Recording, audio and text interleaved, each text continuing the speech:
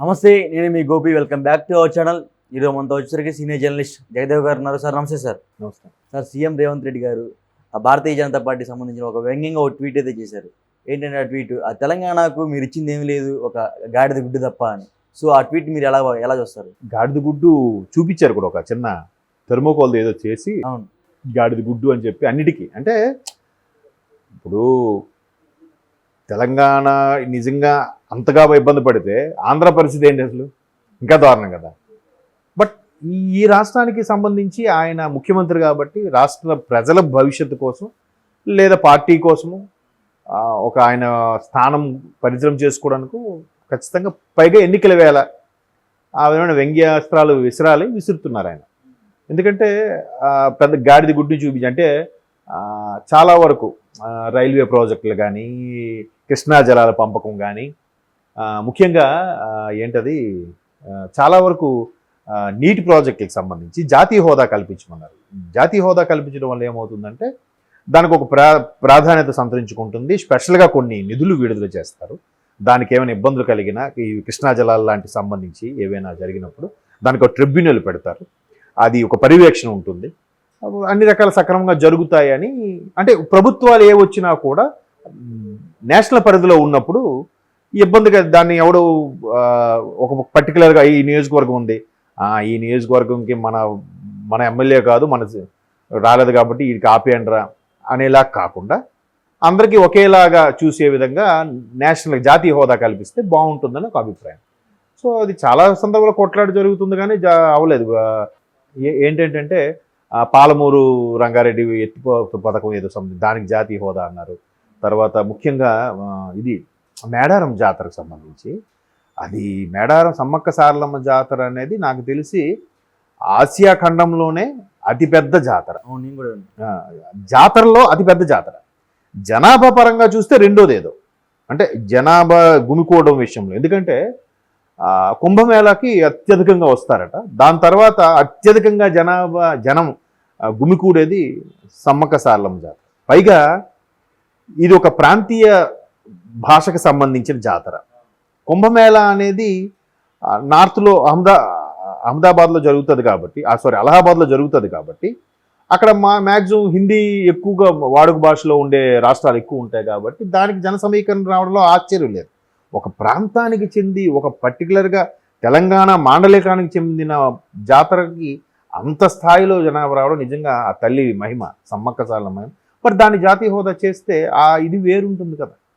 ఇప్పుడు ఎక్కడికెక్కడికి సదుపాయాలు కానీ ఇప్పటికీ రాష్ట్ర ప్రభుత్వం అన్నీ చేసుకుని వస్తుంది. ఒకప్పుడు చిట్టడి దట్టమైన అడవులాగా ఉండే సమ్మక్క సారలమ్మ జాతర ఇప్పుడు చక్కగా విశాలం రోడ్డు అన్నీ చేశారు, సదుపాయాలు అన్నీ అక్కడికక్కడ గదులు, మొత్తం ఓన్లీ చిన్న ఒక చెట్టు గద్దెలాగా ఉండే దీన్ని చుట్టూ దానికి ఒక చిన్న ఇదిలా గద్దెకి మాత్రం కట్టలేదు, తల్లి కట్టించొద్దని చెప్పేసిందంట. చుట్టూ ఉండే వచ్చే వాళ్ళకి వసతులు కానీ, పోలీసు విభాగానికి తీసుకునే రెస్ట్ రూములు కానీ, అన్నీ వాష్రూమ్స్ చాలా బాగా చేశారు. మొన్న రీసెంట్గా ఒక 2-3 months బ్యాక్ వెళ్ళి కొన్ని చూశాను. అంటే జాతర లేనప్పుడు వెళ్ళి చూశాను. జాతర ఉన్నప్పుడు వెళ్ళాం మనము, ఆ క్రౌడ్ మనం తట్టుకోలేం. అంటే నిజంగా అది కూడా అదృష్టమే వెళ్ళి చూసి రావడం. అంటే అంత స్థాయిలో ఉండే జాతరకి మరి అంత ప్రాముఖ్యత రావాలి కదా. దానికి కూడా ఎప్పుడు పట్టించుకోవట్లేదు. ఆ తర్వాత కొన్ని రైల్వే కోచ్ ఫ్యాక్టరీ ఏదో అన్నారు, కాజీపేట దగ్గర ఎక్కడో ఏదో అన్నారు. సో అది లేదు. తర్వాత ఇప్పుడు కిషన్ రెడ్డి గారు కూడా చెప్పారు, ఓఆర్ఆర్ చుట్టూ ఒక మెట్రో ఏదో వేస్తాము, సంథింగ్ ఎంఎంటీఎస్ మెట్రో ఏదో వేస్తాము అన్నారు. చెప్పారు, ఎప్పుడు అది కదా. అలాగే మెట్రో పొడిగింపు కూడా ఇటు మియాపూర్ నుంచి లింగంపల్లి దాటిగా మళ్ళీ అటు శంషాబాద్ వైపు వేయాలని కూడా ఏదో ప్రపోజల్ ఒకటి ఉంది అని, కొండాపూర్ వైపు వేయాలో ఏదో సంథింగ్ ఆ ప్రపోజల్ ఒకటి ఉంది, అది అవ్వలేదు. ఇంకా చాలా ఇలాంటివన్నీ రావాల్సినవి కేంద్ర ప్రభుత్వం నుంచి రావాల్సినవి ఇస్తే రాష్ట్ర ప్రభుత్వం ఇది అవుతుంది. నేను మోర్ ఏంటంటే ఇంకా రాష్ట్ర ప్రభుత్వానికి రావాల్సినవి కొన్ని ఇప్పుడు ట్యాక్స్ రూపంలో వెళ్తుంటాయి. వెళ్ళినప్పుడు జిఎస్టీ, మన దగ్గర జిఎస్టీ అక్కడ స్టేటు సిజిఎస్టీ ఎస్జిఎస్టీ రెండు కడతాం స్టేట్కి సంబంధించి. అలా కట్టినప్పుడు ఆ ఖాతాలోకి వెళ్ళినప్పుడు రాష్ట్రానికి రావాల్సిన నిధులు ఏవైతే ఉన్నాయో అవి ఇచ్చేయాలి. అవి కూడా ఎలాగా విడతల వారీగా ఇస్తున్నారు కొన్నిసార్లు. సో రాష్ట్రాల మీద ఈ దేశం ఇది రాజధాని పెత్తనం ఏంటి అనేది కూడా గతంలో కేసీఆర్ గారు కూడా ఒక సందర్భంలో మాట్లాడారు. సో అట్లాగా కొన్ని విషయాల్లో ఆ, భారతీయ జనతా పార్టీ ప్రభుత్వం ఏదైతే ఉందో అది ఏమి ఇచ్చింది, ఏమి ఇవ్వలేదు రాష్ట్రానికి, గాడిద గుడ్డు అనే విషయంలోన ఆయన ప్రతిదీ అలా చూపిస్తూ ఎక్స్లో పోస్ట్ చేయడం, తర్వాత ఆ డమ్మీ గుడ్డు బొమ్మ పట్టుకొని ఫోటో దిగడం అన్నీ వైరల్ అవుతుంది. బట్ ఎన్నికలు ఉన్న నేపథ్యంలో సరిగ్గా 2 వారాలు కూడా లేవు, 10 రోజులు ఉంది. క్యాన్వాసింగ్ అయితే 10 రోజులే ఉంది, ఇంకా ఎన్నికల పోలింగ్ అయితే 12 రోజులు ఉంది. అంటే మొన్నే లాస్ట్ మీటింగ్ జరిగినప్పుడు రేవంత్ రెడ్డి గారు ఏమన్నారంటే మోదీ గారు నాకు బడాబాయ్ అన్నారు. మరి ఇంతలోనే బీజేపీ పార్టీ ఏం చేయలేదు, తెలంగాణకి ఒక గాడిద గుడ్డు ఇచ్చింది అంటున్నారు. బడాభాయ్ అంటే ఒకే వేదిక మీద ఒకే స్టేజ్ని పంచుకున్నారు కాబట్టి ఆ రాజకీయం వేరు, అభివృద్ధి వేరు కదా. అక్కడ అభివృద్ధికి సంబంధించి ఆయన వచ్చాడు కాబట్టి నాకు ఒక అన్నయ్య లాంటి వాడు, పెద్ద వయసులో పెద్దవాడు కాబట్టి అన్నయ్య లాంటి వాడు, ఇటువంటి అన్నయ్య నాకు అంటే అన్నయ్య అంటే అక్కడ జస్ట్ బిస్కెట్ వేసినట్టు, నాకు మీరు సపోర్ట్ ఇవ్వండి, నేను దీన్ని మీరు గుజరాత్ బీజేపీ వాళ్ళంటే మ్యాక్సిమం మోదీ గారు గుజరాత్ నుంచి వచ్చారు కాబట్టి అహ్మదాబాద్కి ఎక్కువగా ఫేవర్గా చేస్తారనే ఒక విమర్శ అయితే ఉంది కదా. సో ఇక్కడ కూడా మరొక అహ్మదాబాద్ లాగా తీర్చిదిద్దుతారు, మారుస్తారనే ఉద్దేశంలో ఈయన ఒక బిస్కెట్ వేసాడు అనుకోవచ్చు కదా. అక్కడ స్టేజ్ మీద ఉన్నారు కాబట్టి హుందాగా మాట్లాడుకోవాలి. మరీ పక్క రాష్ట్రంలో లాగా బూతులు తిట్టుకుంటారు, అక్కడ కూడా తిట్టుకోరు కదా. అక్కడ మోదీగా అయ్యా ప్రధానమంత్రిగా నమస్కారం అంటే ఆ ముఖ్యమంత్రి రేవంత్ రెడ్డి గారు నమస్కారం అంతే. ఇంతకుముందు ముఖ్యమంత్రికి కేసీఆర్ గారు ఏం చేశారు, ప్రధాని గారు 3 సార్లు వచ్చినా 4 సార్లు వచ్చినా కనీసం ఎయిర్పోర్ట్కి రిసీవింగ్ కాదు కదా, తర్వాత కూడా వెళ్ళి కలవలే, అలా వాళ్ళ మంత్రివర్గాన్ని పంపించారు. అది కరెక్ట్ కాదు కదా, ప్రోటోకాల్ ఉంటుంది. మన ఇంటికి వచ్చారు, ఇంటి యజమాని ముందు ఆహ్వానించాలి కదా, రెండో బాబుని పలకరించాలి కదా.